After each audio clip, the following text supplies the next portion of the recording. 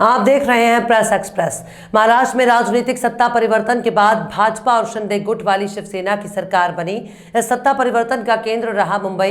अब मुंबई में कुछ ही समय बाद मुंबई की महानगर पालिका का चुनाव होना है। इस बार किसकी होगी सत्ता?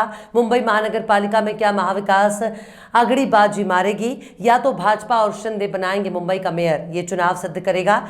इसी संदर्भ में हमने भाजपा के वरिष्ठ नेता कृपाशंकर सिंह से बात की। उनका कहना है कि अब की बार भाजपा की होगी सरकार बीएमसी में और विरोधियों पर कार्रवाई पर उन्होंने कहा, जिसके घर शीशे के होते हैं वो दूसरों पर पत्थर नहीं उछाला करते। देखें पूरी खबर विस्तार में।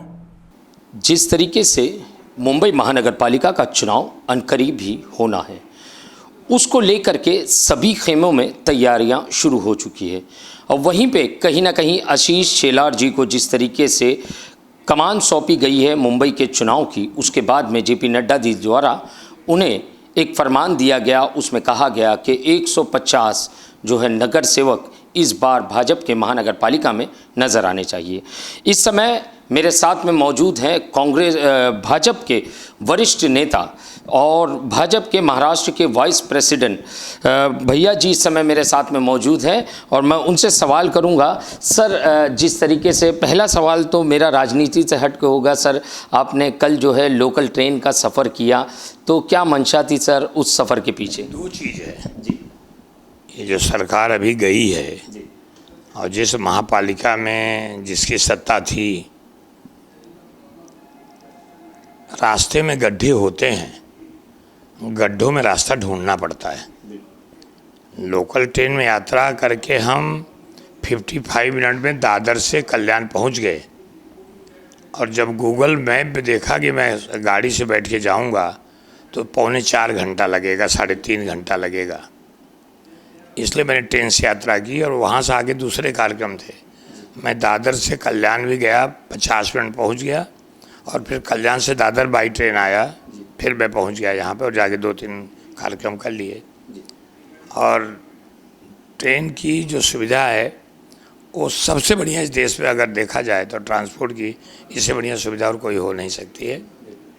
उसी दिन कार्यक्रम था, मैंने इनसे श्रीकांत शिंदे जी जो मेंबर ऑफ पार्लियामेंट कल्याण के, उनसे भी कहा कि ट्रेन की फ्रीक्वेंसी और बढ़ानी चाहिए। लोकल ट्रेन में लोग अभी पैसा दे के सफ़र करते हैं। एसी ट्रेन शुरू है, संडे को नहीं चलती है, मुझे पता चला। तो संडे को भी चलाना चाहिए सोच के कि संडे को कम लोग आएंगे, ऐसा नहीं है। मैं जो जिस ट्रेन में गया, मैं आया और गया, वो ट्रेन में भीड़ वैसे ही बनी थी। अभी संडे सैटरडे लोग आते जाते हैं।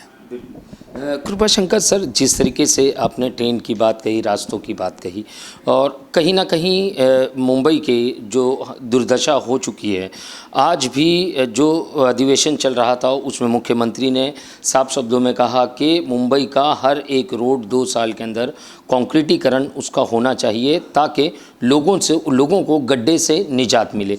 और सीधा फरमान जो है उन्हें बीएमसी को उन्होंने सुनाया है। नहीं, सही बात है। वो मुख्यमंत्री हैं, नगर विकास डिपार्टमेंट उनके पास है, नगर सेवक रह चुके हैं और कॉर्पोरेशन में बहुत सालों तक चेयरमैन मेयर सब कुछ रहे हैं।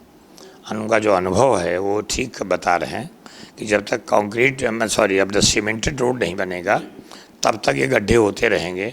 क्योंकि जो ये जो तारकोल वगैरह उससे बनाते हैं, उससे पानी जैसे अंदर घाता उसकी शक्ति ख़त्म हो जाती है।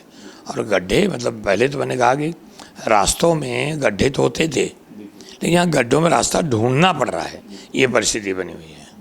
सर, मैं राजनीतिक सवाल आपसे करना चाहूँगा। मुंबई महानगर पालिका का चुनाव होना है, तैयारियां सभी पक्षों ने शुरू कर रखी है। हर बार की तरह इस बार बीजेपी जो है अलग एक खेमे के साथ में लड़ रही है, वो है एकनाथ शिंदे जी का खेमा। क्योंकि हमेशा से जो है शिवसेना और भाजपा एक साथ में महानगर पालिका का चुनाव लड़ती रही है। जिस तरीके से जेपी नड्डा जी द्वारा एक टारगेट दिया गया है, क्या भाजपा उस टारगेट को अचीव करने में कामयाब हो पाएगी, लगता है आपको? देखिए, 2017 में भी शिवसेना और बीजेपी दोनों अलग लड़ी थी, एक साथ नहीं लड़ी थी। बीजेपी अलग लड़ी थी। उस समय शिवसेना को 83 सीट मिली थी, 82 या 83 एग्जैक्ट, यही दोनों के बीच में सीट मिली थी। चाहते तो उस समय मेयर बना लेते और लोग साथ, बल उन्होंने नहीं किया। और शिवसेना मेरे ख्याल से 84 या 85 मिले थे, को था 2-3 का फर्क था। और उस समय 50 वार्ड में बीजेपी सेकंड भी थी। तो अगर 50 वार्ड सेकंड थी, थोड़ी और मेहनत हुई होती या जो भी नहीं हो पाया तो गई। तो जेपी नड्डा साहब जो राष्ट्रीय अध्यक्ष, उन्होंने जो चर्चा करी है आदरणीय देवेंद्र फडणवीस साहब से, जो हमारे महाराष्ट्र के नेता भी हैं और अभी मुख्यमंत्री रह चुके हैं, उप मुख्यमंत्री हैं और पार्टी के असेंबली के लिए मतलब पार्टी के लीडर भी वही हैं। तो उनके साथ चर्चा हुई और उसमें 150 का लक्ष्य रखा गया है। मुझे लगता है कि हम लक्ष्य मतलब कोई हासिल करने में बहुत ज़्यादा मतलब सतर्कता बरतनी पड़ेगी और मेहनत करनी पड़ेगी।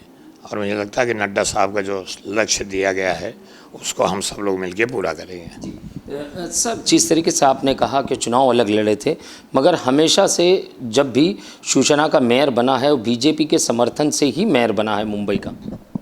हाँ, बीजेपी के समर्थन पिछली बार भी कर लीजिए, इसे समर्थन नहीं दिया, लेकिन उन्होंने पार्टिसिपेट नहीं किया, किसी कमेटी में नहीं गए। तो जो थोड़े बहुत थे इंडिपेंडेंट, उसको लेकर के उन्होंने बनाई शिवसेना, सबसे बड़ी पार्टी थी।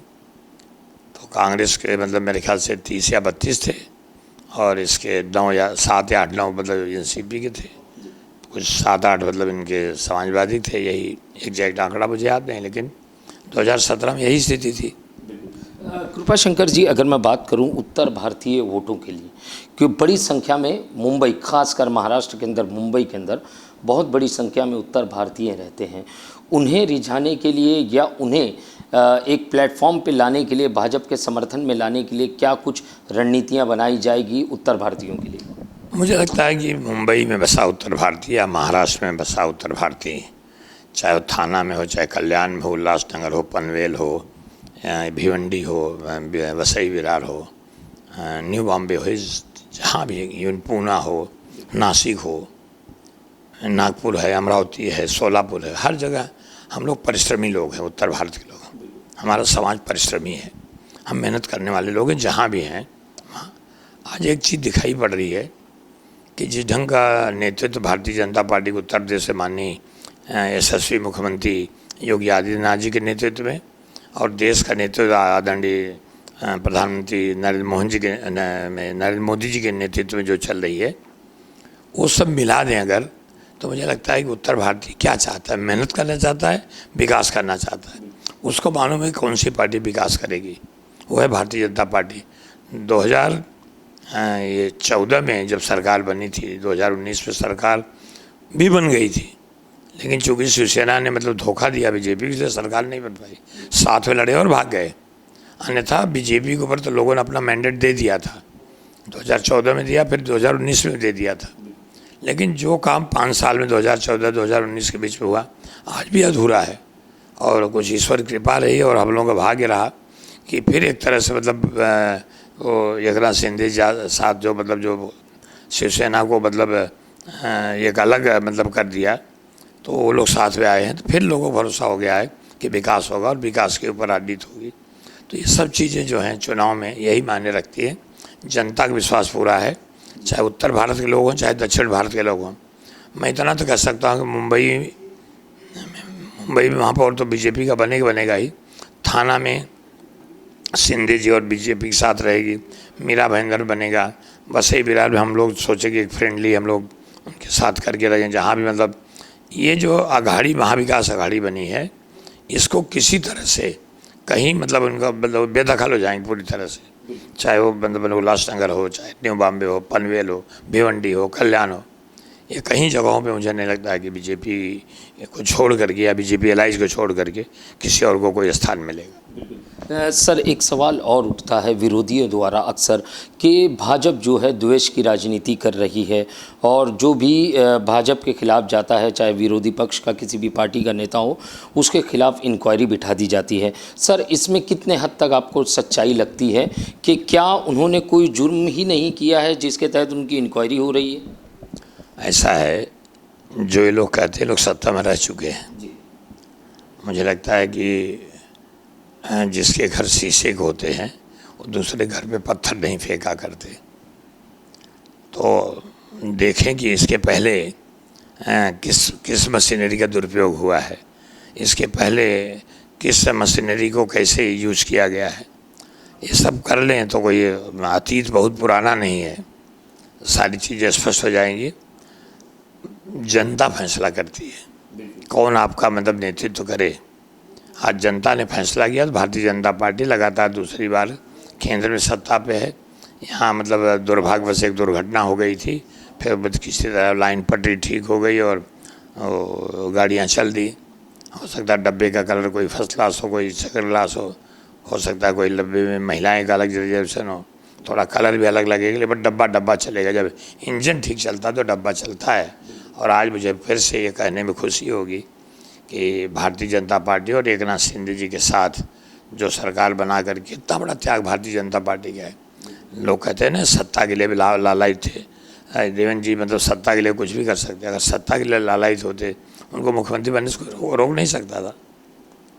और सत्ता की बात होती तो जो 105 106 हमारी सीट है, LIS पकड़ के हमारी मतलब 122-25 तक जाते हैं। और जो मतलब 50 लोग 40+ दिन आए हैं उनको मुख्यमंत्री पद सौंप दिया है। तो हमको तो मतलब इस प्रदेश को एक देखना कि बेहतरी कैसे हो, विकास कैसे हो, और उस दिशा में आदरणीय देवेंद्र फडणवीस साहब और आदरणीय मुख्यमंत्री एकनाथ गायकवाड़ जी काम कर रहे हैं। अभी समय बहुत जल्दी होगा कुछ कहना, लेकिन time will tell the difference, यानी काम बताएगा और समय बताएगा कि क्या अंतर दोनों में है। जैसे कि आपने सुना कृपाशंकर जी को, जो कि एक भाजपा के वरिष्ठ नेता है, और जैसे मैंने कहा महाराष्ट्र के वाइस प्रेसिडेंट भी है। जैसे कि सर ने कहा कि मेरा सवाल था क्या मुंबई महानगर पालिका में जिस तरीके से शिवसेना का कई सालों से उस किले पर कब्जा था, क्या उस किले को भेद पाने में कामयाब होगी भाजपा? तो उनका साफ शब्दों में कहना था इस बार जो है बड़ी संख्या में भाजपा के नगर सेवक महानगर पालिका में नजर आएंगे और भाजपा का मेयर बैठेगा, और जिस गुंबद की मैं बात कर रहा हूं किले के, उस गुंबद पर जो है कमल का फूल खिलने वाला है, उन्होंने साफ शब्दों में कहा। और मेरा सवाल था जिस तरीके से आरोप लगाए जाते हैं विरोधी पक्ष द्वारा कि भाजपा जो है द्वेष की राजनीति करती है, तो उनका इस मामले में साफ कहना था कि जिनके घर शीशे के होते हैं वो दूसरों की तरफ पत्थर नहीं उछाला करते हैं, क्योंकि इसका खामियाजा उन्हें भी भुगतना पड़ सकता है। प्रेस एक्सप्रेस के लिए शफीक साटविलकर के साथ शैक्षिक की रिपोर्ट, मुंबई।